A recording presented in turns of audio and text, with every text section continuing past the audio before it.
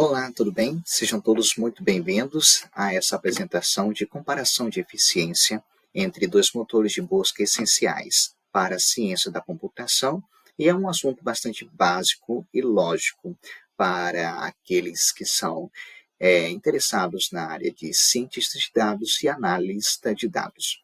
Eu me chamo Natanael Rodrigues Passos, eu realizei esse título no meu artigo de realizar essa comparação de eficiência entre dois motores imprescindíveis para o nosso cotidiano. Então, vocês verão que há muitos exemplos práticos para o nosso dia a dia. Ao longo da nossa apresentação, vamos falar desses três tópicos essenciais, que é a busca linear, a busca binária e os experimentos que comprovam a eficácia de cada um deles em diferentes estilos, tá? A busca linear, pessoal, nada mais é do que um algoritmo de busca para encontrar um determinado valor em uma lista de elementos. Então, ele funciona como um algoritmo de busca e vai verificando em um elemento da lista um a um, até que um valor desejado seja encontrado ou até que se determine que o valor não exista na lista. Então, aqui, exemplo, nós temos de encontrar a posição número 7. A posição número 7 está bem aqui. A busca linear vai fazer essa busca cada uma. Então, ele vai pulando de casa em casa. Vai começando sempre da esquerda para a direita. Então, ele faz o questionamento. O número 5 é semelhante ao número 7? Não é, né? Então, ele vai lá e pula para o outro. O 8. O 8 é semelhante ao número 7? Também não é, né? Então, ele vai lá e passa para o outro. E assim vai fazendo esse procedimento, pulando, até chegar ao 7. Quando ele chega aqui no 7, a busca linear se encerra. Por quê? Porque não faz sentido ele continuar procurando daqui adiante, já que o resultado que a gente procurou estava aqui, está aqui.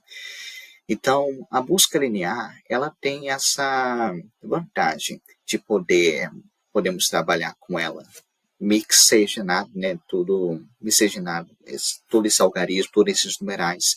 Então, é bem fácil de poder implementar. Tanto que nós veremos que se trata de uma dessas suas vantagens. A fácil implementação, a simplicidade, a sua facilidade, e não requer essa ordenação de elementos. As principais desvantagens que nós podemos constatar é a sua ineficiência em listas grandes. Então, se nós tivermos uma boa quantidade de dados para ser analisados um a um, e principalmente quando a lista estiver ordenada, fica bem difícil para poder encontrar o nosso resultado. Imagine aqui que nós tenhamos o número de 0 a 100, sabe? De 0 a 100. E o nosso número que nós desejamos encontrar é o número 99. Como é que vai ser, gente? Ele vai pesquisar do 0 é igual a 99? Não é. 2 é igual a 99? Não é. Então, ele vai pesquisando casinha por casinha até encontrar o nosso resultado. Um exemplo de busca linear em nosso cotidiano. Se trata da função de carrinhos de compra, quando nós adicionamos o mesmo item com a mesma marca, o mesmo modelo, ele não vai acatar em campos diferentes, sabe?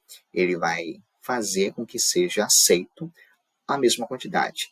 Exemplo, você compra uma camisa vermelha, você vai lá fora no site e compra de novo a camisa vermelha. Ele não vai colocar distinções entre essas duas camisas, ele vai simplesmente alterar a quantidade de 1 para 2. Exemplo 2 aqui é a função encontrar na página. Quando nós damos um Ctrl F em algum site e nós passamos a pesquisar algum caractere, alguma palavra, ele vai encontrar. Isso por meio dessa busca linear. Então, ele vai fazendo a leitura em cada caractere que tem nesse website e te dá um retorno.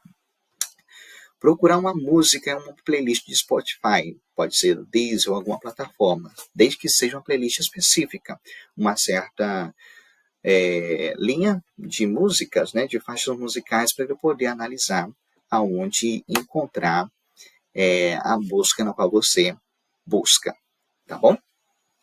Agora nós vamos contemplar a busca binária, que diferente de uma pesquisa linear que vai verificar elemento um a um, a pesquisa binária ela vai fazer a pesquisa pela metade, tá, pessoal? Então ele vai dividindo repetidamente. A nossa lista binária tem que estar classificada. Esse é o principal requisito para ter um bom cumprimento desta pesquisa binária. Então, aqui nós vamos acompanhar um exemplo bastante simples. Veja só. Aqui nós queremos achar o 23. Então, ele vai ter que procurar aqui desse conjunto de dados o número que esteja no meio. Não era isso que a gente viu? Pela metade? Então, ele vai ver que o 28, ele aqui é o do meio. Ele não é igual ao 23, correto? Essa é a logicidade que a pesquisa binária vai ter.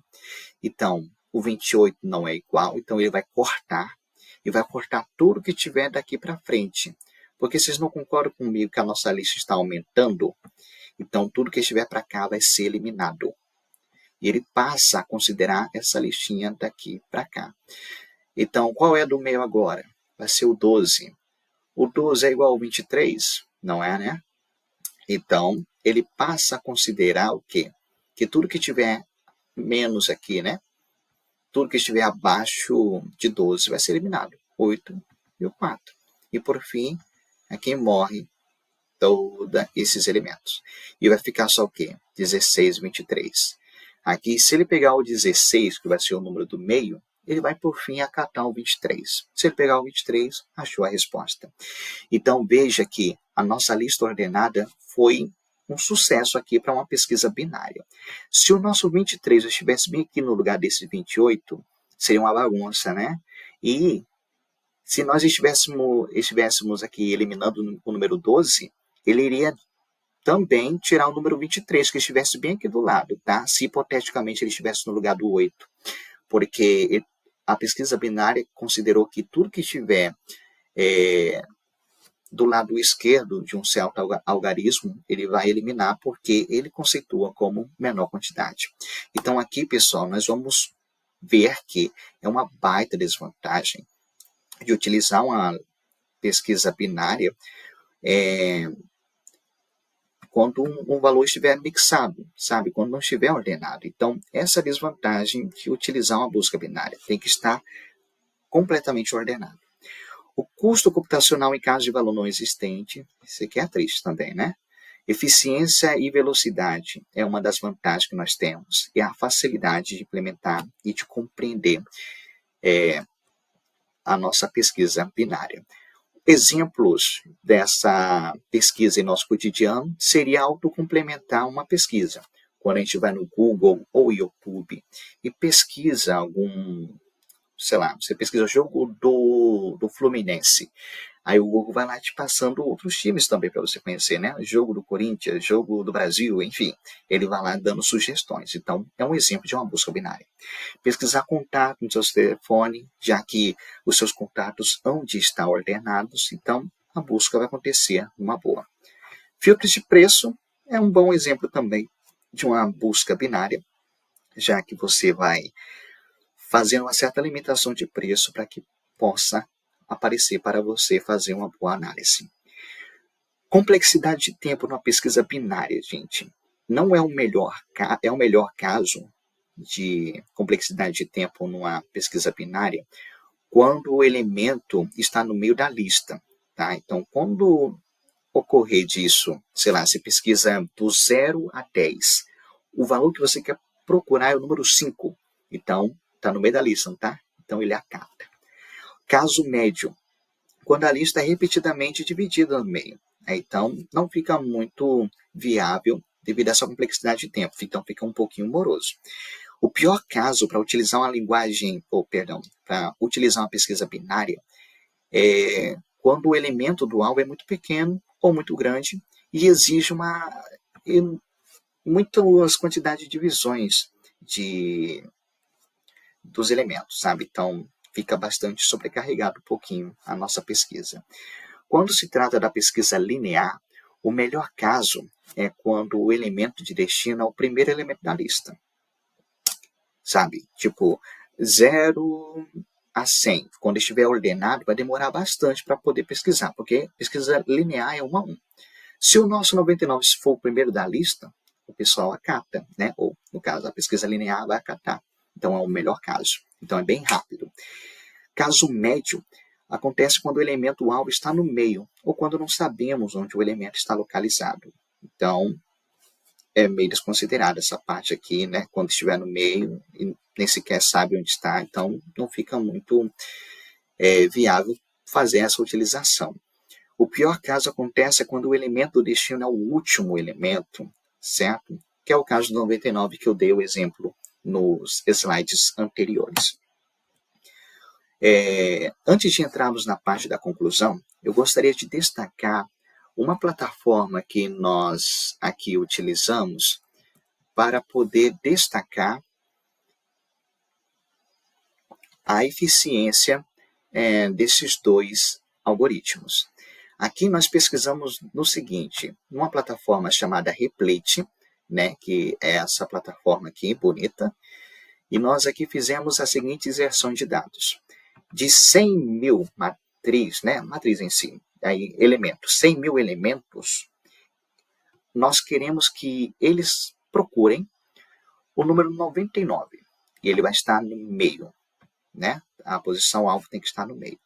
Quando vamos aqui executar o benchmark, aqui ele registra os resultados do desempenho de ambos os motores de busca. A pesquisa linear levou 0,01 milissegundo, igualzinho da binária. Então, aqui nós temos uma certa visualização de tempo. Aqui nós vemos que do lado aqui das coordenadas, que é o time, veremos que a linha amarela vai representar a pesquisa linear. E veremos que ela é muito acima, né? Esse gráficozinho está mostrando que ela leva muito tempo de 100 mil matrizes ou 100 mil elementos a encontrar o 99, certo? Então, ele é bem moroso. Já aqui da linha verde, que é a pesquisa binária, ela leva menos tempo para encontrar a resposta. Então, aqui é uma visualização do desempenho de ambos os motores de busca, tá? Então, aqui, pessoal, o que nós queremos destacar aqui no Trabalho em Pauta é acerca das características de cada um desses motores. Porque cada um deles vai ter as suas especificidades. Então, é imprescindível para que um analista de dados ou algum cientista saiba do que está manejando, já que ambos os motores têm as suas características, têm os seus modais de fazer ordenações, têm as suas necessidades de trabalhar em uma lista grande ou então ordenada. Então, é imprescindível tomar decisões inteligentes para que possa compreender perfeitamente as diferenças e a semelhança entre esses dois métodos. E, por fim, chegamos ao fim dessa apresentação. Essas foram as referências que foram utilizadas na plataforma do Word para produzir o artigo e também do PowerPoint para poder produzir esse slide. Muito obrigado pela sua atenção e estamos juntos. Obrigado.